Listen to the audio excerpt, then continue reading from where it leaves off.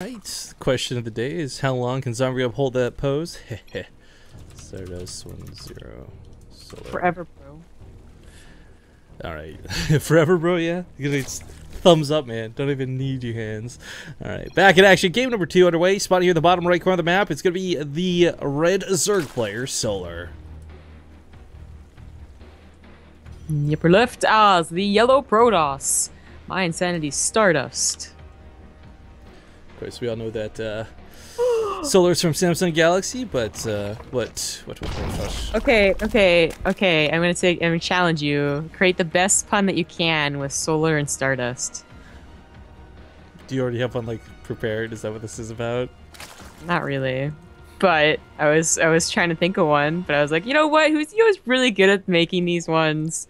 Rifkin is, and now you put me on the spot. That's like, oh, my friend's hilarious. Like, hey, Rifkin, tell a joke. Like, you can't put someone on the spot like that, man. The dumb puns, they have to just come naturally. Oh, you really can't think of one? Not even like a solar flare will turn Stardust? No, wait. Oh, wait. Nope, can't think of one. Find Stardust in the solar system. I don't know. Yes, that's true, but that's hardly... Oh, you got him good. Like, what? I don't know. You like kind of pulled this out of nowhere. I was about to start talking about this the way the last game went. And you're just like I thought you had something ready to go. You sounded excited. No, I wasn't that excited. Okay, well then. Anyways, the dance begins here of the probe and the drone. This is more than a small bit of nuisance, though. This is Stardust after all. This is a guy who I watched win an entire go for StarCraft with only cannons. Literally, start to finish, only cannons. He hit it on his own Nexus, so not going to be the case. But yes, it was a threat. It actually doesn't mean he's... Stardust is one of the guys who will still go for the cannons, like, late, if the opportunity arises, so you gotta be careful. I believe that, but I can't... It's gotta be also because the hatch wasn't there already. You know, so he knew that the spawning pool was already up. But, you know, you're right, Stardust will go on it with even with like 6 links right there saying don't put down the pylon, he might still do it. Yeah, I mean, like, okay, some things about Stardust has changed. That last game is anything but his stigma of being cheese dust, but... you know, when he wants to dedicate cannons, he will. Now, I don't think he's going to cannon the third or anything, but he is still scanning out the probe. Gets caught though, so he's going to have to start running back home. Problem. Stardust opened up really weird. That game actually lasted a long time. But, you know, luckily in not stereotypical fashion. It wasn't just like Swarm Host, like Snooze Fest, so that was cool, but we have to remember that Stardust did open up weird. 3 Stargates, Void Rays into, of course, Phoenixes because mutas were on the way. Solar was kind of the one that couldn't do what he wanted, I feel. Like, that it was clutch that he even survived. So, like, there was, like, 10 minutes where Stardust looked like he was going to win, and then, like, 10 minutes where Solar looked like he was going to win. And the last 5, Stardust barely pulled it out. But I don't know if Solar is willing to go for, like, mutas again. That just turned really weird. Turned to mass corruptors, that's what it turned into. Yeah. When do you ever see that, right? Like, I mean, you see a lot of corruptors from time to time, but 38 corruptors was kind of like, whoa, man. Like, might want to calm down there, smidge. I guess actually, thinking back, like, that would have been cool to see Solar in a position where he could afford to go, like, oversupply.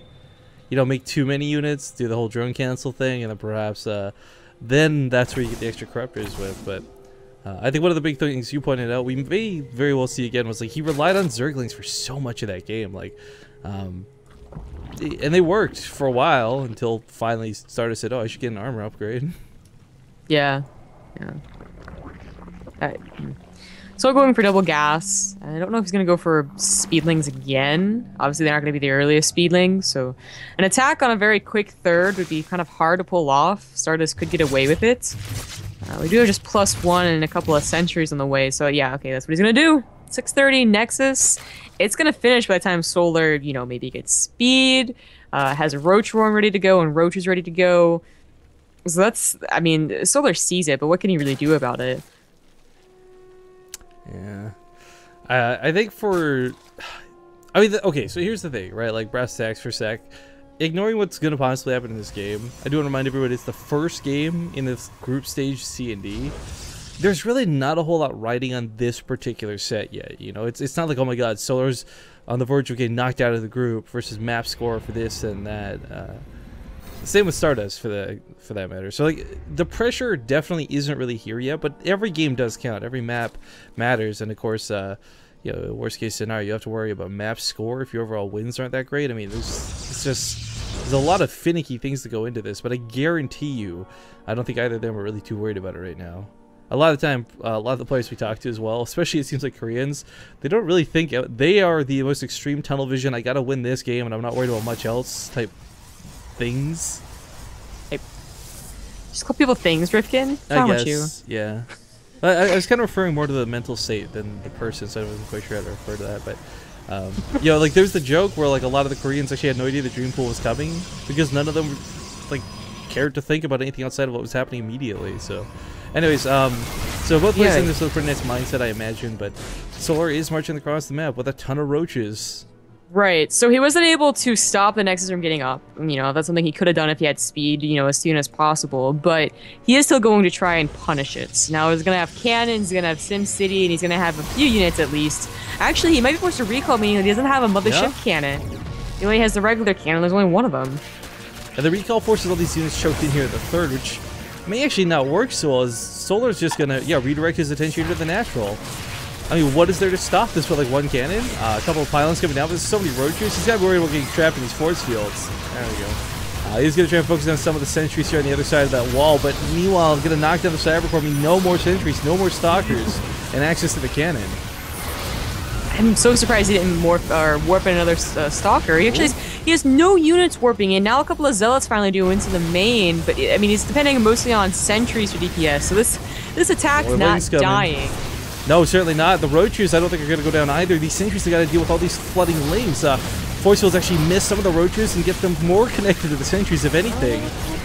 He's only on 3 gateways. I mean, he's on 5 gateways, but 3 of them were not morphed into warp gates, so he was probably trying to spam, use these 1,000 minerals, and was just like, what's going on? Yeah, I was kind of looking at that too. Like his mineral count was really high. Now we're going to have a ton of zealots. You know, roaches are off creep. They don't have speed.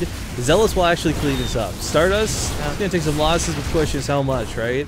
More lings do dart towards the main, and there's nothing warped in up here to stop them, so he's got to pull the probes. I don't know how fast the 7x4 went down, but that might be why he wasn't warping anything in as well. You know, he's trying to warp in stalkers and sentries, didn't realize it. So, yeah, what we did there. Yeah. But... well, Solar, you know, the thing is, at the end of the day, like, probe kills aside, like, he trades out pretty effectively. 12 probes killed... Yeah, but he killed all the sentries, is what I'm trying to focus on here. Like, that's... Did he? Okay, then that, yes, that is. I thought they were off somewhere else. No, 7 sentries died there at the front of the base when this Ling's reinforcing, so there's not really a big threat. Like, okay, there's Zealots counterattacking, and this is a little bit scary, but there's nothing to hold the roaches in place. There's nothing to stop an army from engaging. I mean, okay, maybe the 4th is going to get canceled, but the roaches, are they even going to turn around? No, they're going to catch a couple of the sentries that were just freshly warped in here in the middle of the map. There's a mothership core to recall. There is a recall available. I'm really hoping that he was able to cancel or kill that 4th and get out, and instead he just plain has to get out of there.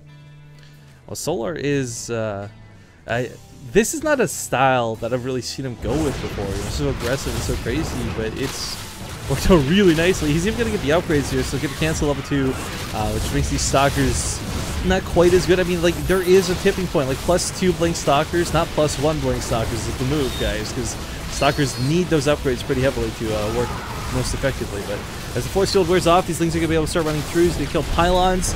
There's really not a lot to stop this. No. Single force field. That's all he has left, and no blink. Blink about to finish. Late to the party as always. Yeah.